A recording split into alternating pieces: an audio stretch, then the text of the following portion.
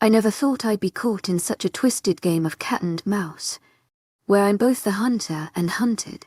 One moment I'm running for my life. The next I'm face with the alpha who claims I'm his mate. It's a battle of wills, a clash of worlds, and I'm right in the middle of it. Are you ready to join me in this thrilling chase? Prologue. The wind whipped around me, blowing my hair wildly as I ran. My legs felt like they weighed a ton of bricks. I shouldn't have been surprised that I had gotten caught. I was careless, and that is what got me into this mess. I only hoped that once again I would be able to make it out alive. Run and keep going. Never stop. That had become my mantra. If I let myself forget that, then I was as good as dead. I could never stay in a single place. That was no longer an option for me. I really did. But it was never easy. Life had given me the short end of the stick. I felt the light trickling on my face. I smiled and allowed myself a bit of hope. The rain would be able to wash away my scent and give me the opportunity to run away. I was playing with fire, and I had gotten burned so many times already. I guess deep down I was hoping someday this would all end the only way I knew it would. I could hear the thuds of several wolves running after me. Even in my human form I was fast, but I wasn't fast enough to outrun all of them. They were skilled in tracking me, and this wasn't the first time they had chased me through different lands. I had to keep moving if I wanted to survive. The rain continued down. It made my shoes slippery against the mud. I could shift into my wolf, but then I wouldn't have an advantage. Staying in my human form allowed me to move faster out of their reach. They were bigger in wolf form. They weren't quick enough to get a good hit on me. Apparently what I did anticipate was someone separating from the group and taking a different way. I felt the weight of the wolf hit my body. It knocked the air out of me and sent me flying. I landed on the ground, and I tried to quickly get up. Arms wrapped around my waist before I could even begin to run. My body was lifted up into the air, and I was thrown on the wet ground again. My bag dug into my back as I landed, and I cried out in pain. I looked up at the dark figure standing over me. "Found you," he taunted. I couldn't focus on his face with my bag digging painfully into my back. But I knew he probably had a sick smile on his face. "Congratulations. Get in line with the rest," but stated the same right before they died. I retorted, "I'm not like the rest." "Sweetheart." He was right. This wasn't the first time I had ran into him, though this is the first time he's been able to catch me like this. I wasn't ready to die today. I had to find a way to leave. "You're right. To my 𝐊𝐼𝐬𝐧𝐼 𝐿𝐿 heartfelt thanks for your unfailing patience, 𝐿𝐢𝐳𝐧.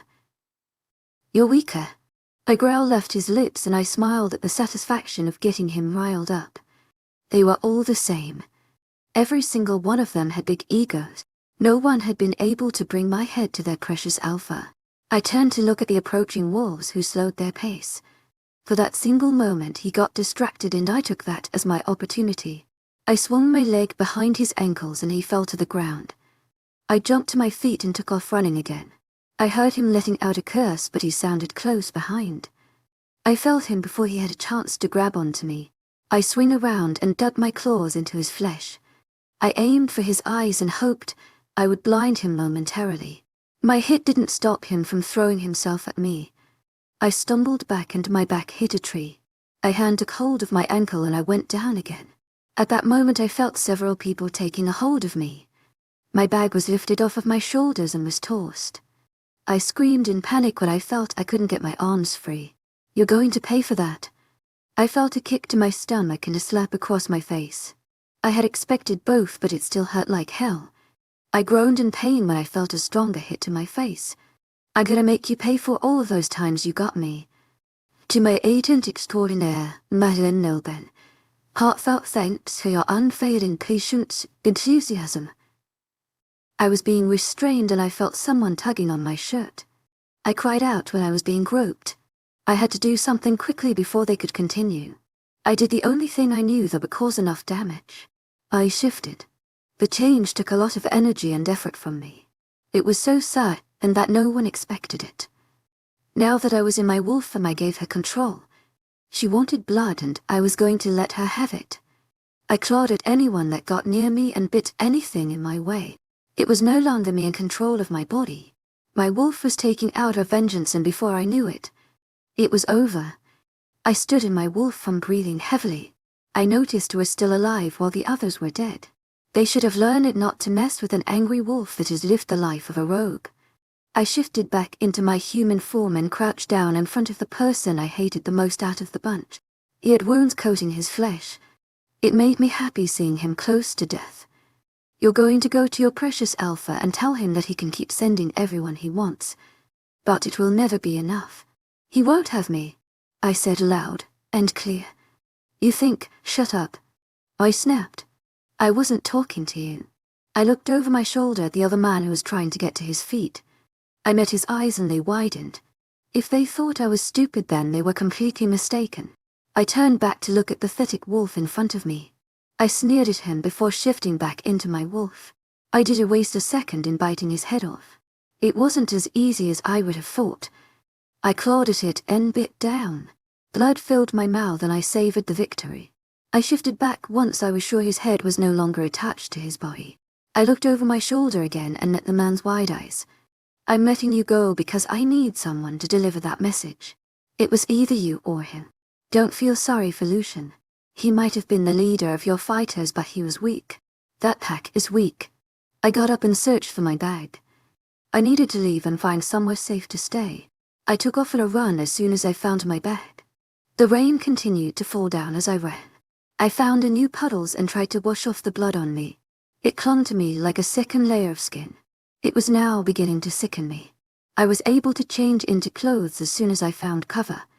I didn't know where I was going, but all I knew was that I couldn't stop now. I had to get out of the woods.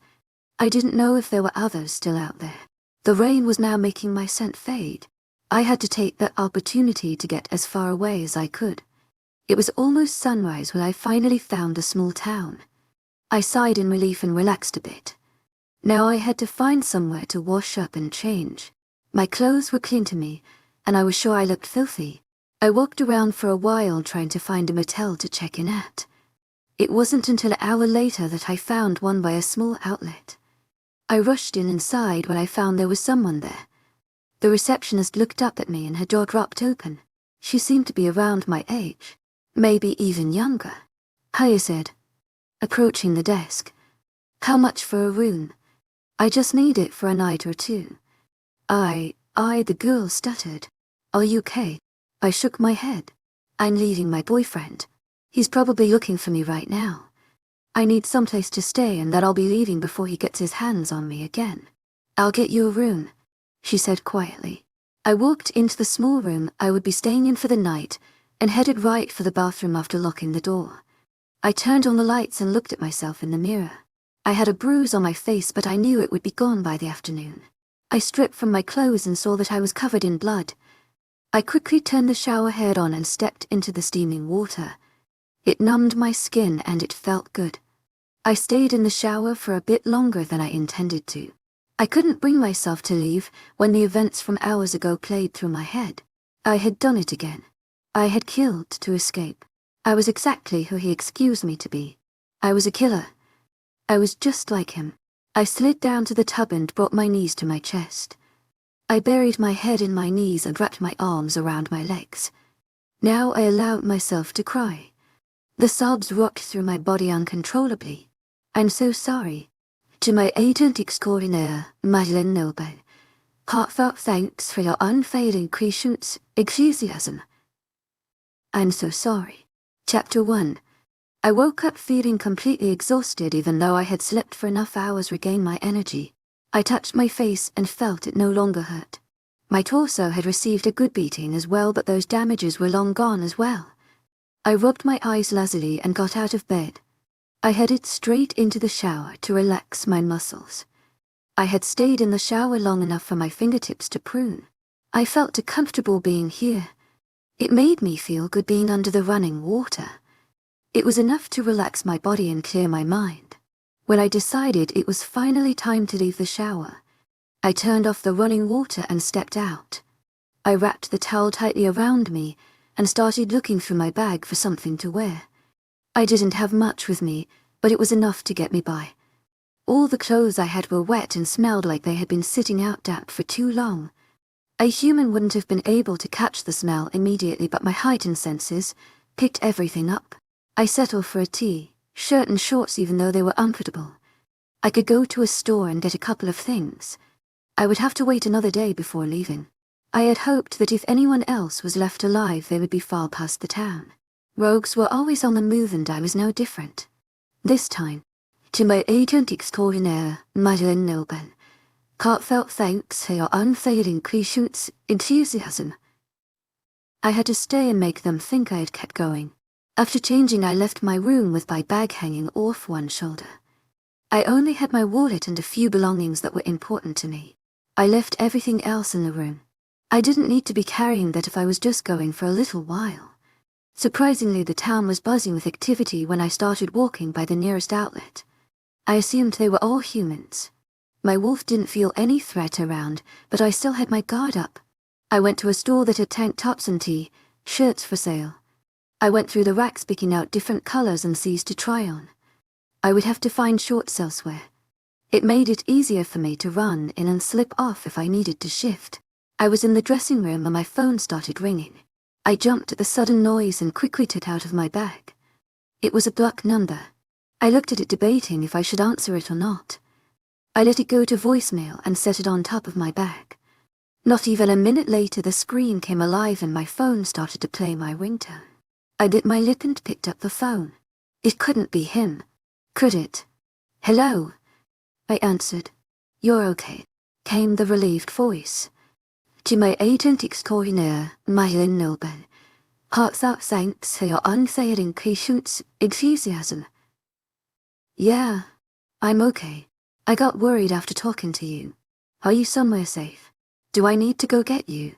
Just say the word. Sage. And I'm there. Calm down. 𝐿𝐤𝐳𝐸𝐬𝐷𝐞𝐝 𝐿𝐤𝐳𝐸𝐬𝐙𝐑𝐞𝐝. Rolling my eyes. Everything is under control. I'm staying at a town close by. I'll send you the name of the motel I'm staying at. I'll be leaving tomorrow.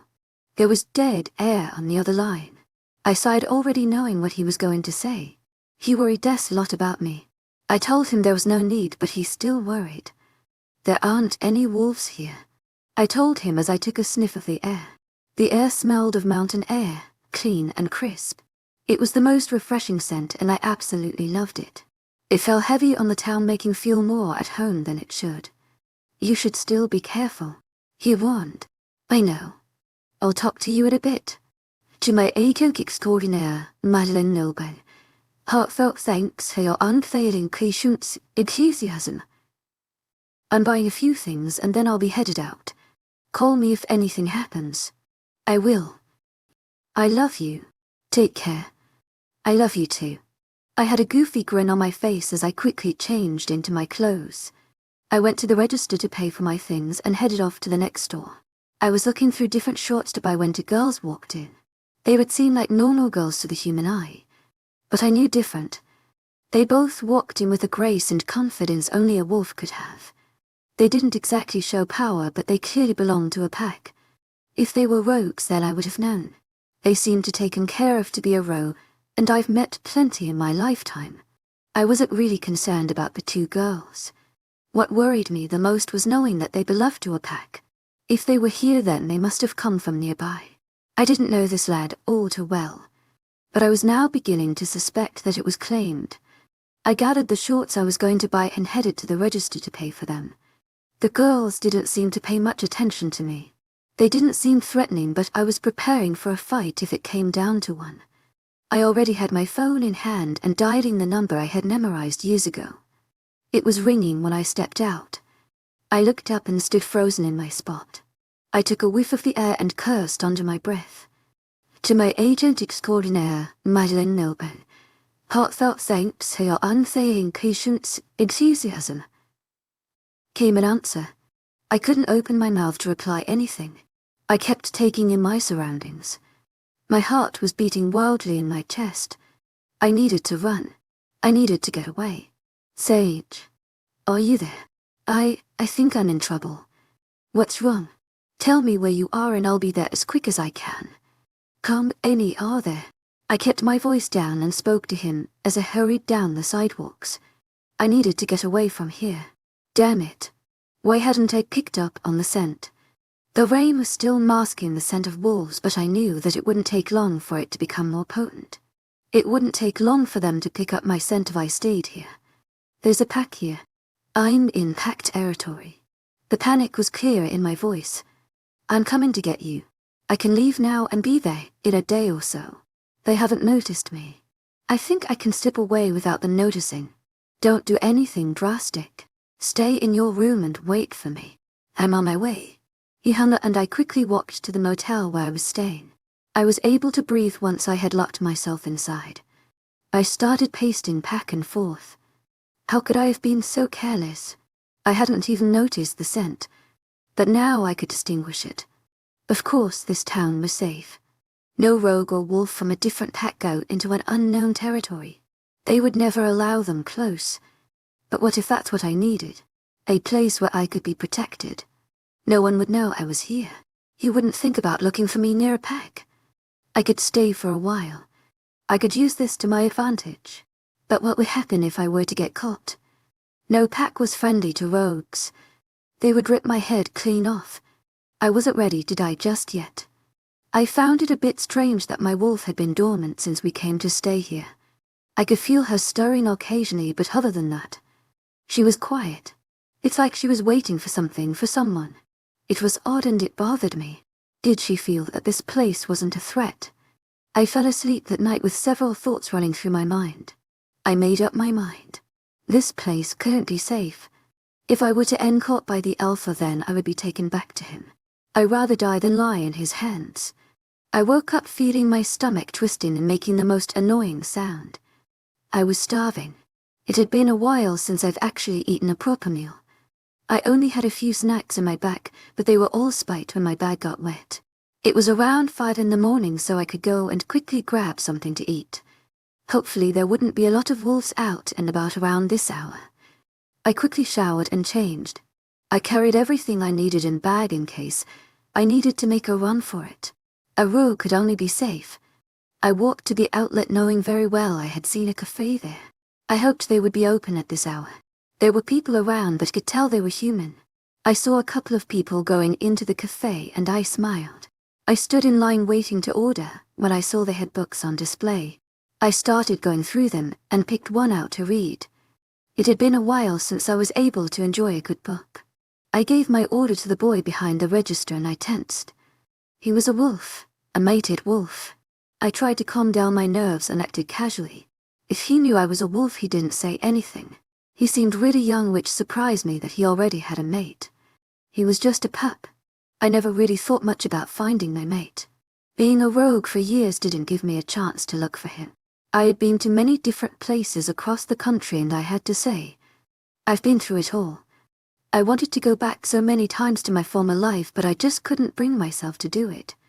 The regret and the pain I felt every time I considered the option weren't worth it. It wasn't like I could openly go back home. There would be consequences waiting for me upon my return. I wasn't a fool. I knew that if I went back I was as good as dead. Still, I missed my home. I missed seeing the people that had once been my family.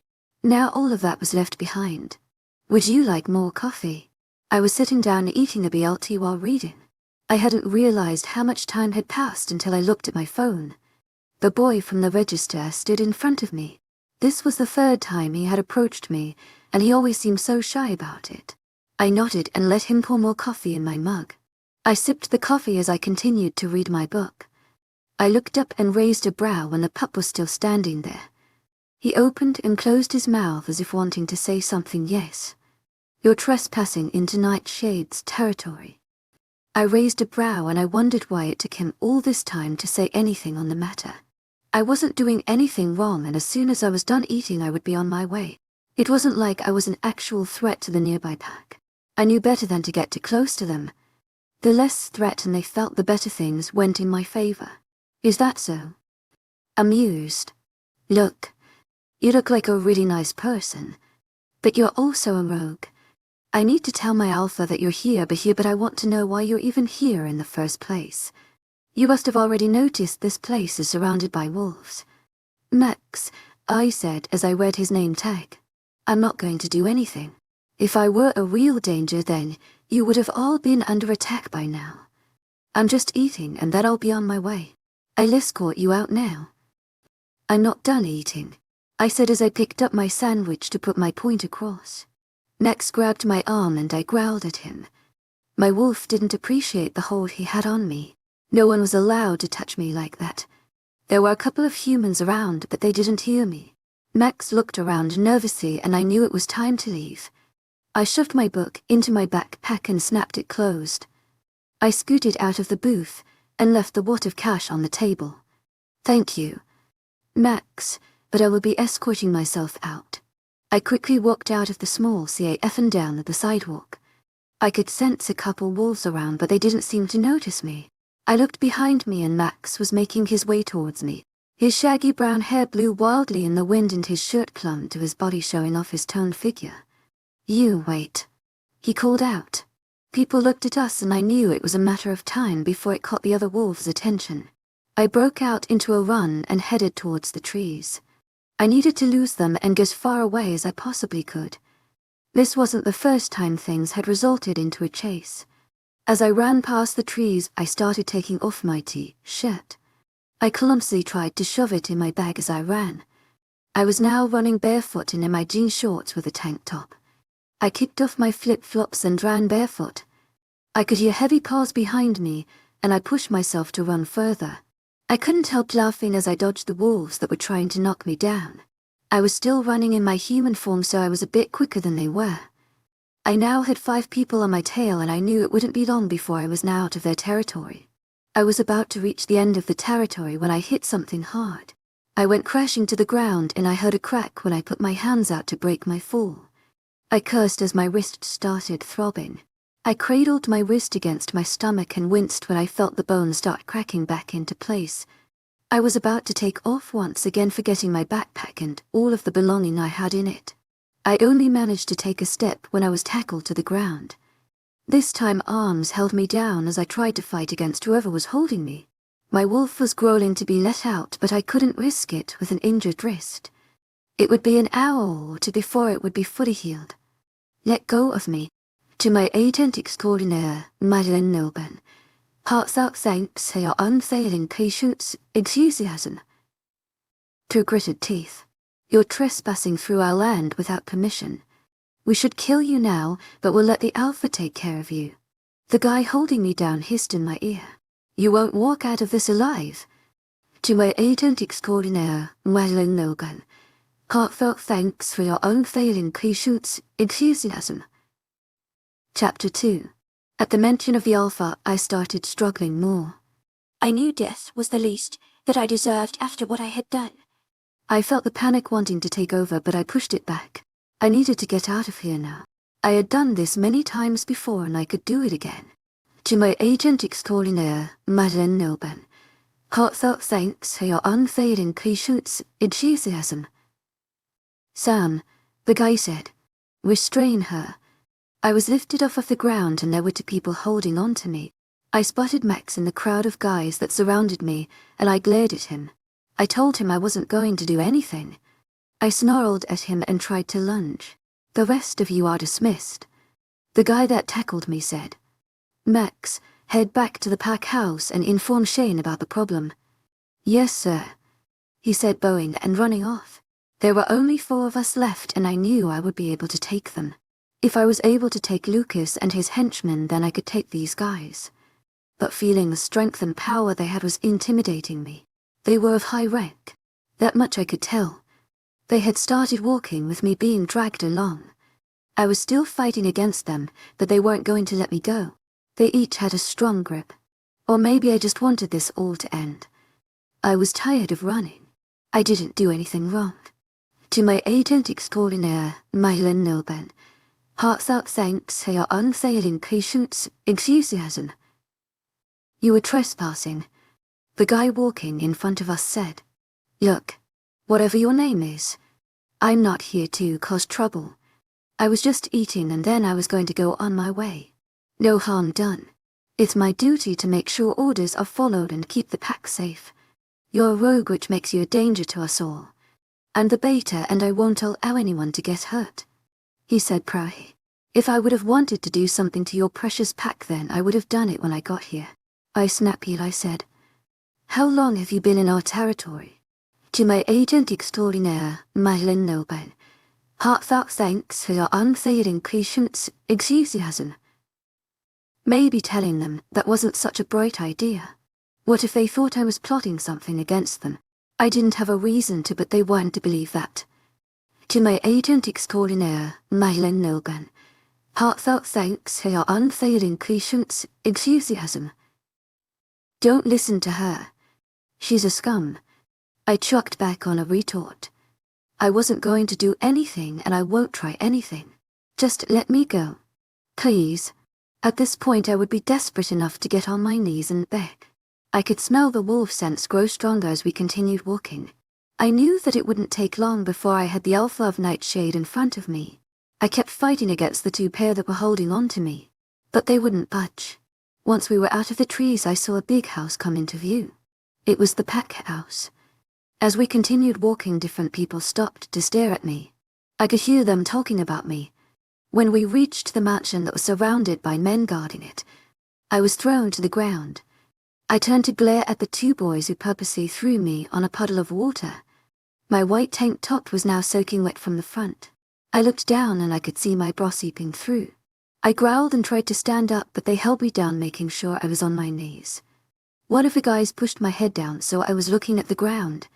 Even though his hand weighed down on my head, I looked up at the main pack house we were in front of, and it looked so much like the one back at my home. My father was the third in command of Southern Cross Pack and our home was close to the pack house. "You perverts." I snapped at the group of men staring at my chest. I heard multiple growls coming from them. I gave each a filthy look as they tried not to stare at my chest. I knew it was mostly because my bra was now see-through, but they should at least have some respect. I was still a girl and should be treated like one. To them I was probably nothing more than a worthless trash. I was surprised when my wolf had been silent since we got thrown in front of the pack house. She didn't really have a mind for planning on getting away. I could feel there was an unease about her. She was beginning to stir the longer I was in front of the pack house. I saw the door of the house begin to open before the hand that was on my head moved to the back of my neck. I hissed in pain and turned to snap at the boy. He curled up his lip in a snarl. "Show some respect to our alpha." I shoved his hand away, which made him pull it back, ready to strike at my face. I closed my eyes expecting the blow, but nothing came. There was a low, threatening growl that rippled through me, and it carried authority. It was enough to make me take my eyes off of the guy who was about to hit me, and move my eyes to the front. I lifted my gaze to meet the man making his way towards me. He walked with confidence and with power. That was until his eyes landed on me. He stood frozen in place and just darted it at me. A dark look took over his features, and I had feared the worst. Keyword had. My wolf was stirring inside of me, begging to come out. This is the moment she had patiently been waiting for. I took a whiff of the air and confirmed my suspicions when the most enticing smell took over my senses. I had nearly lost it there. It took everything in me not to move. "Mate," my wolf purred. I closed my eyes and cursed my luck. When I opened my eyes, I noticed his eyes had turned a dark color. He growled at the two guys who were holding me, and I would have given them a smug look if it weren't for the situation I was currently in. The guy reached down to pull me up by my upper arms and crushed me to him. He was growling at everyone who stood around us. I saw them back up several feet, but they didn't go anywhere. I stood in his arms, while my wolf howled in happiness. "Mate," he breathed out as he nestled his face in my neck. I looked around at everyone, who seemed to finally understand what was going on. I shook my head and tried to push him away from me. My wolf was not happy with my actions, but I ignored her. The guy looked down at me and pulled my head back by my hair. I saw his canines coming out and I screamed at the top of my lungs. The only thing that anyone could hear was my high-pitched scream echoing throughout the area. The alpha continued with his attempt to put his claim on me, even though I was fighting against him. I never imagined this would ever happen to me, but it was happening now. He was going to try and force his claim on me. I pushed on his chest and pulled away enough to swing my hand back and get a good hit. The slap might as well have been the sound of thunder by how loud it was. It had everyone freeze with pure shock. Even the alpha himself seemed at a loss. "You shouldn't have done that." His voice came out low and threatening. "Please let go of me." I whimpered. I wanted to cower back. My wolf was upset that we had angered our mate. She wanted me to beg for his forgiveness. To my 𝐻𝐼𝐬𝐧𝐼, heartfelt thanks for your unfailing patience, enthusiasm. Tightening his hold on me. "You're my mate. You're mine." I tried to go for another hit when he caught my wrist before it struck his face. I hissed in pain and shoved him away. I was surprised when I actually managed to move him. That hurt. To my 𝐻𝐼𝐬𝐧𝐼, heartfelt thanks for your unfailing patience, enthusiasm. To my 𝐻𝐼𝐬𝐧𝐼, heartfelt thanks for your unfailing patience, enthusiasm. My hand was still throbbing and he wasn't making it any better. He seemed to have noticed because he was in front of me in a matter of seconds. I tried to ignore the small twist in my stomach I felt whenever he touched me. It was a feeling of pure pleasure. He was holding my wrist in his hand and pinched it between his fingers. "Hey," I said, slapping his hand away. "Didn't I say it hurts?" "Who did this to you?" he asked in a demanding voice. "Who cares?" I snapped. "It hurts and you're making it worse." His eyes softened and I noticed his hold loose and against me. Now that I was looking at him I could really take him in. He was gorgeous. And I'm not just saying that because he's my mate. He was taller than me, which made him look intimidating, but my wolf laughed it. She loved that we were smaller than him. He could protect us. He tore his gaze away from me and looked at the men who only looked down without saying a single word. I felt bad that they were going to get into trouble. But they deserved it. I told them I wasn't going to be any trouble and they were there trying to hurt me. The least they could do was apologize. "Who did this to her?" he demanded. She was trying to get away and I tackled her before she could get away. The guy named Alex was the first to speak. "And you broke her wrist." I didn't know she was your mate." Alex stuttered. "If I would have known she was the Luna, I wouldn't have let her I almost wanted to laugh at how nervous he looked. A while ago they were pretty much saying I was beneath them. I couldn't help but scowl when he referred to me as the Luna. I didn't want the position. I was not the right person to lead a pack with an alpha. I stepped away from Shane, which I now knew was his name, and he snapped his head back to me. A low growl escaped his lips as he looked at me. I was beginning to wonder if I had done something wrong when he reached for me and crashed me to his chest. I noticed then that he was shaking uncontrollably. "Let go of me." To my 𝐻𝐼𝐬𝐧𝐼, heartfelt thanks for your unfailing patience, enthusiasm. Struggling to push him away from me, I felt Shane's claws digging on my bare waist where my shirt rose up. I tried slapping his hands away, but that only brought pain to my wrist. Shane let go of me and I watched as he was starting to take off his shirt. He handed it over to me as I stared at his bare chest. My wolf was purring at how appealing he looked that moment. I tried not to look, but it was just there. I wanted nothing more than to give myself to him. I shook those thoughts away and brought my eyes up to Shane's. He raised a brow and had a coy smile when he caught my eyes roaming his body. I glowered at him and turned my head, showing him my disinterest, which was a complete lie. "Take the shirt." I shook my head and continued to look away from him. I wasn't going to put on a shirt and I wasn't going to let him claim me. I didn't want a mate and I was sure he wouldn't want me. If he were to ever find out about what happened years ago, then he would hate me and reject me as his mate. Just the thought of it made my wolf whimper. I said, "Take the damn shirt and put it on." To my 𝐻𝐼𝐬𝐧𝐼, heartfelt thanks for your unfailing patience, enthusiasm. I turned to look at him and laughed. I didn't miss how his tone carried out an order. That wouldn't work on me. I didn't want his scent on me and I didn't want my wolf getting excited over this. It was bad enough that she was acting like a lovesick puppy already. It would break her once we left. I couldn't give her false hope that this might work out somehow. "Then come here." Shane crushed me to his chest again as I felt my feet leave the ground. I looked over Shane's shoulder and his men were still standing there. staring after us with shock. I felt the cool air hit me from the entrance of the door. It was hot outside, and being in spring season made it extremely humid in this part of the country. "If you're not going to put on my shirt, then I will lock you away when no one can see you," 𝐶𝐲 said, setting me down on my feet. I looked down and remembered that my bra was very visible under my wet tank top. I quickly covered myself and felt my cheeks warm up. I grabbed 𝐶𝐲's shirt and grumbled to myself as I put it on. The shirt was long and came down mid-thigh. I had only been wearing shorts and a tank, so it looked like I was completely without clothes under. "You look nice in my clothes," he said with a small smile. I rolled my eyes and started pulling the short up to my waist so I could tie it to my side. I tensed when he reached out to caress my cheek. His fingers left a trail of rifles where he was touching me. "Perfect. Don't touch me." I pushed his hand away. A deep frown took over his features as I began to tie the shirt to the side. I took my hair tie and tied the excess fabric of the shirt into a little bun. I tucked it under the shirt so it wouldn't be sticking out. My brown hair fell in front of my face and I groaned. Usually it took forever to tame my mess of a hair. I hated the long waves life had cursed me with. But I also didn't want to cut it. In a way I liked it because I considered it beautiful, but not when I had knots that even the moon goddess couldn't untangle. "Don't talk to me like that," 𝐶𝐲 said. I looked at him and raised a brow. He was glowering at me and had his arms crossed over his chest. To anyone this stance might have been scary, but it wasn't working on me. He was trying to show me who the alpha was, but I couldn't have cared less. I would be out of here soon.